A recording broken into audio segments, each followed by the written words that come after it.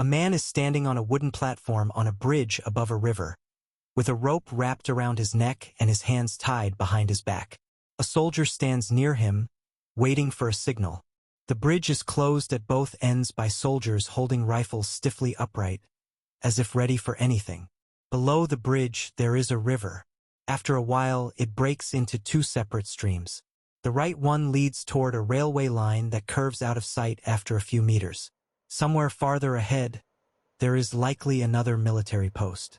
The opposite stream leads into a forest, flanked by mountains for a mile, where a few soldiers are positioned. The air is quiet and peaceful. The man on the bridge is calm. His face shows no fear. He watches the movement of the water below. The stream flows swiftly beneath his feet, breaking around stones and driftwood. Its surface catches the light, flashing and darkening as it moves. The man fixes his attention on it. He notices a piece of driftwood floating past. It turns slowly in the current. He watches it closely as if measuring its speed. His thoughts are strangely clear. Time seems to stretch. Each moment feels long and precise.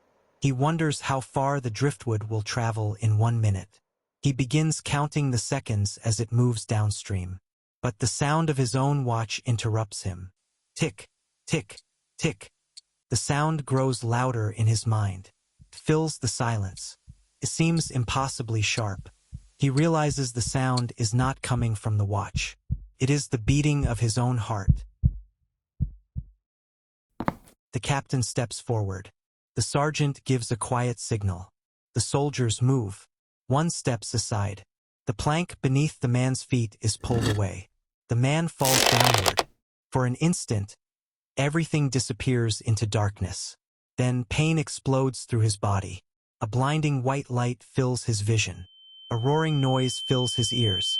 And suddenly, the rope breaks. He plunges into the water below. Cold water closes over him, crashes into his chest and steals his breath. The pressure is crushing. Pain burns through his neck. A sharp force seems to tear him apart. Then he is free. He rises toward the surface, applying force as he breaks the ropes.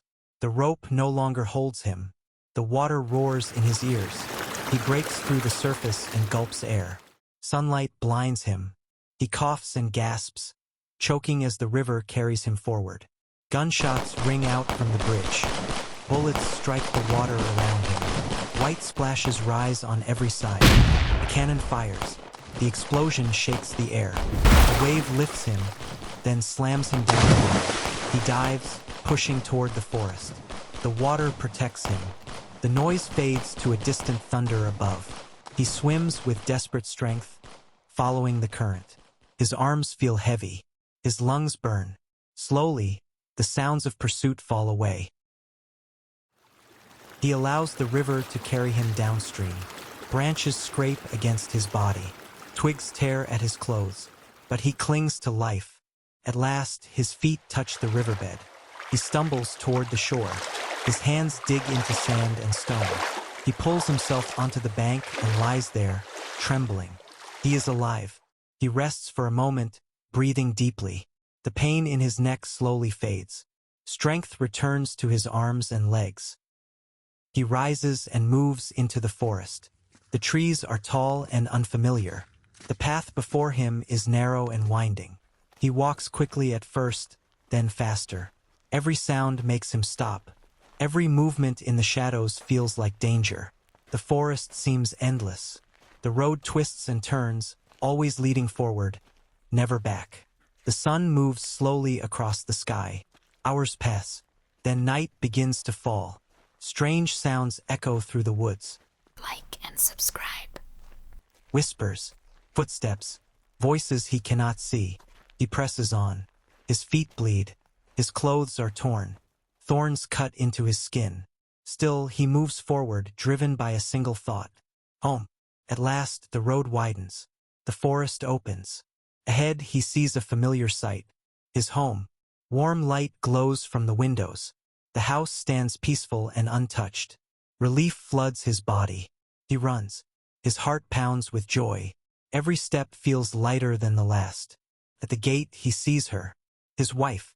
She steps forward, smiling, arms open wide. He reaches out to her. As he reaches for her, a blinding pain strikes his neck.